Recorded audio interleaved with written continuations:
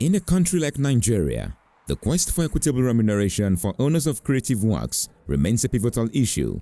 There is a running, though probably silent, battle with certain powerful users of creative works, particularly musical works and sound recordings, who have continually denied the owners of these works due royalties and entitlements. According to the president of the Musical Copyright Society in Nigeria, MCSN, King Sunny Ade, who was represented at a press briefing, one of such users is the MultiChoice Nigeria Limited, against which a claim of over 29 billion naira has been filed at the Federal High Court. It is noteworthy that it is the same company that the Federal High Court and the Court of Appeal gave judgment against and awarded damages in the sum of over 5.9 billion naira in 2018 and 2020 respectively. Since the amicable resolution of the judgment or judgment debt, MultiChoice has refused its copyright obligations to MCSN since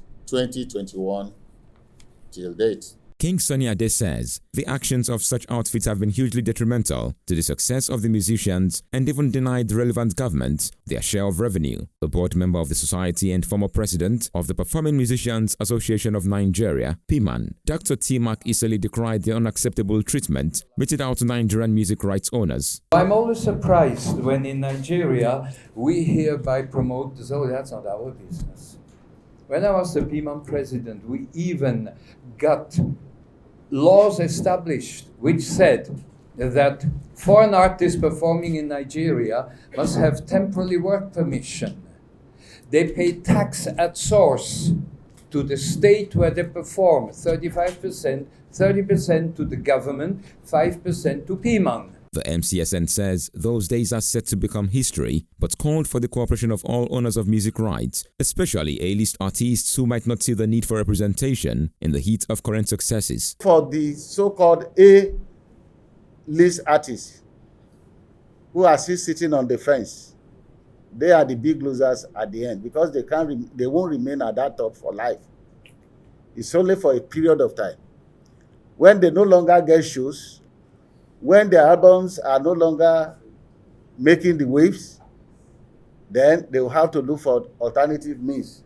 And now when they suddenly hear that there is an organization that distributes money regularly, and they come, they will only be living in past glories. Representative of the Director General, Nigerian Copyright Commission, Dr. John Asain reiterates the Commission's commitment to partnering the MCSN in this quest for the rights of music creatives. That is where these collective management organizations come in.